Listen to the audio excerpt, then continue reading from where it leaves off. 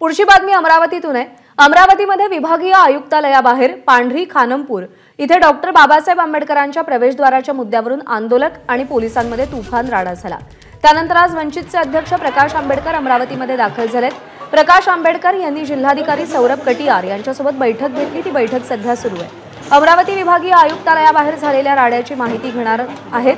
दरम्यान लोकसभा निवडणुकीच्या पार्श्वभूमीवर वातावरण गढूळ करण्याचा बिघडवण्याचा प्रयत्न सुरू आहे का याचा शोध घेऊन कारवाई करावी अशी मागणी प्रकाश आंबेडकर यांनी केली। कलेक्टरना सर विनंती केली आहे की लोकसभेच्या निवडणुका आहेत आणि या लोकसभेच्या निवडणुकीमध्ये वातावरण पूर्णपणे गढूळ व्हावं या दृष्टिकोनातून काही जणांचे रोल्स आहेत का, काही आंबेडकरी चळवळीमधल्या काही गैर आंबेडकरी चळवळीमधल्या संघटनांचा ह्याच्यामध्ये रोल आहे का हा त्यांनी या सर त्या ठिकाणी तपासावा आणि योग्य कारवाई त्या ठिकाणी करावी।